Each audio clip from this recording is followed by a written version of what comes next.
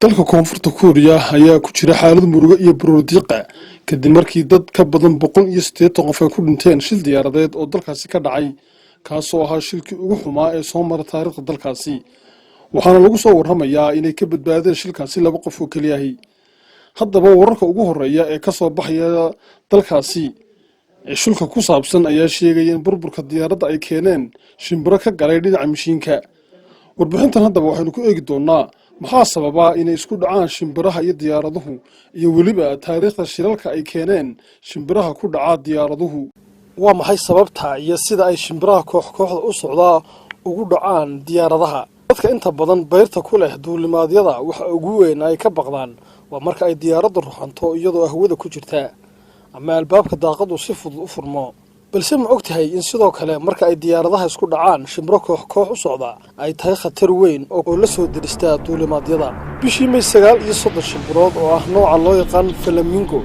ayaa dhintay kadib markii ay ku dhaceen diyaaradda Emirates Airlines wax yar ka hor intii aanay dhulka taaban magaalada Mumbai ee dalka Hindiya madaarada ku yaala meelaha u dhow xeebaha waxa suurtagal ah inay ku badan yihiin xayawaanada duurjoogta ahi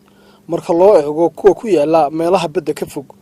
taasoo khatar laba geesood ah gelisa diyaaradaha iyo shimbirahaba waana wax la yaqaano inay dhacaan diyaaradaha iyo shimbiro isku dhaca inta badan haddaba sidee ay diyaaradda Emirates ugu dhacday kooxda shimbiraha diyaaradda Emirates ee laga leeyahay dalka Imaaraadka Carabta ayaa si nabad ugu degtay dhammaan rakaabkii iyo shaqaalihii diyaaradda saarnaana waxay ka degeen iyaga oo bad qaba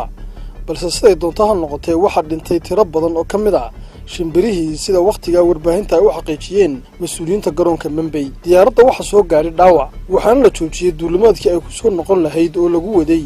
in diyaaraddu u soo kicitanto dhanka Dubai maxay tahay haddaba khatarta kale ee leedahay marka ay isku dhacaan diyaaradaha iyo shimbiruhu sanad walba in ka badan 14,000 oo shil ayaa ka dhaca diyaaradaha iyo shimbiraha Mareykanka oo kaliya sida ay sheegtay hay'adda maamusha duulimaadyada Mareykanka geesta kale sanadkii 2022 hay'adda duulista rayidka ee boqortooyada Ingiriiska ayaa sheegtay in ku dhawaad 1,500 oo shil ka dhaceen diyaaradaha iyo shimbiraha kooxda u socda sanadka daraasad ay sanadkii 2020 sameeyeen cilmi baadhayaal u dhashay Jarmalka iyo xarumo ka shaqeeya cilmiga hawada ayaa lagu eegay xaddiga isku dhaca diyaaradaha iyo shimbiraha ee dhowr dal oo meelo kala duwan oo dunida ah waxaanay ogaadeen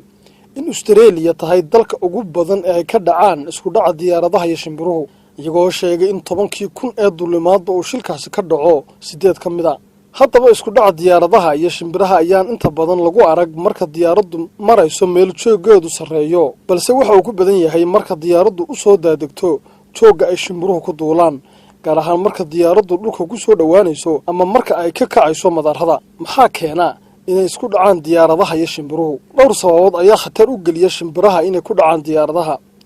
shimbiruhu dabci ahaan waxay jecel yihiin deegaanka ku yaala meelaha ka agdhow madaarada sida seerayaasha dusha ka furan dhulka qoyan iyo meelaha biyo fadhiisin kale ee ay ka heli karaan cunto iyo meel ku nastaan kuna qabowsadaan tusaalahaan shimbirta flamingo sida qaalibka ah waxay ku nooshahay harooyinka aan qotada dheerayn ee u dhow meelaha loogu talagalay in laga dhiso madaarada xeebaha ku yaala inkastoo madaarada ku yaala dhulka xeebaha ka fog aan shimbiruhu aad ugu badnayn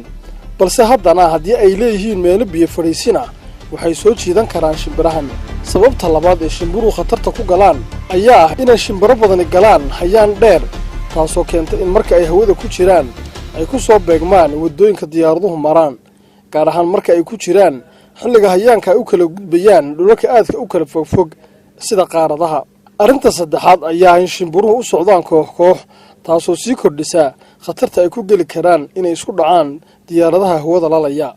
ma jiraan dad ku dhaawacmay ama ku dhintay isku dhaca diyaaradaha iyo shimbiraha shilkii ugu dhimashada badnaa waxa uu dhacay sanadkii 1960 bishii Oktoobar kolkaasoo duulimaad ay ahayd diyaaradda Eastern Airlines ee reer Mareykan oo nambarkiisu ahaa 375 ay ku dhacday koox shimbiro ah 20 ilbiriqsi kaliya kadib markii ay ka kacday garoonka Boston Logan ee caalamiga ah waxaana mashiinka diyaaradda ku dhacay tiro badan oo shimbiro ah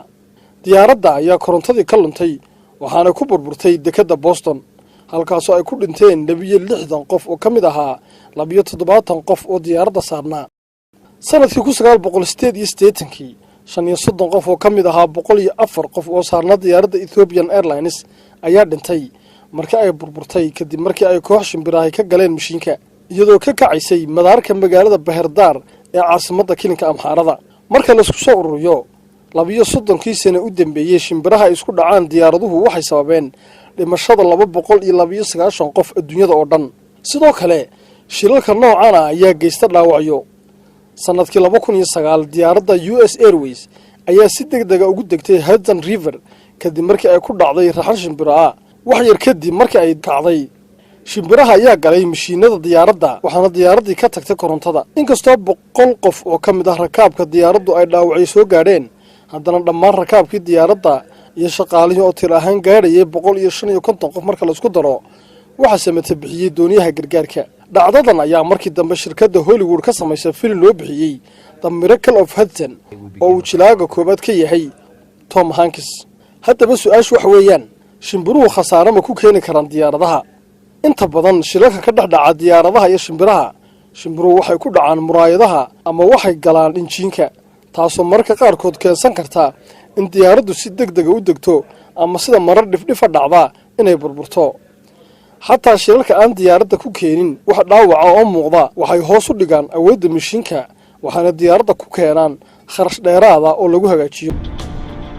intii u dhaxaysay 2013 iyo 2018 shilalka ka dhaca shimbiraha iyo diyaaraduhu waxay sababeen 340 milyan oo dollar oo khasaare ah sida ay sheegayso taxliil ay sameeyeen shirkadda caymiska ee Allianz Global Corporate and Specialty Insurance. shirkaddan ayaa tabisay in shirkadaha caymiska ay soo gaadheen in ka badan 900 oo la sheegay inay yihiin shilalka noocana 5 sano ee u dhaxaysay 2013 iyo 2018 kuwaasoo la doonayay inay daboolaan kharashaadka dayactirka khasaaraha ku dhacay injiinka iyo goobaha kale diyaaradda. kuwaas laga hortagi karaa shilalka noocana ee ka dhaca diyaaradaha iyo shimbiraha. maadaama shilalkan inta badan ka dhacaan aagaga ku dhow madaarada, mas'uuliyiinta madaaradu waa yareyn karaan khataraha isku dhaca iyagoo oo sameynaya hanaan lagu kantaroolo shimbiraha, kuwaasoo ay ka mid yihiin in madaarada lagu xidho raadaar sheegaya in shimbiruhu aagga ka dhow yihiin iyo in kale. sidoo kale waxaa la adeegsan karaa hanaan si fiican ugu sheegaya bayloodada inay ku baraarugaan haddii ay shimbiro ka ag dhow yihiin. waxaa kaloo loo isticmaali karaa farsamooyin lagaga cabsiyo shimbiraha sida ay ugu fogaadaan madaarada, waxaana kuwa ka mid ah in loo adeegsado jabaq dheer iyo iftiin awood badan oo ka fogeeya aagaga diyaaraduhu ka hadaan ee gigooyinka diyaaradaha.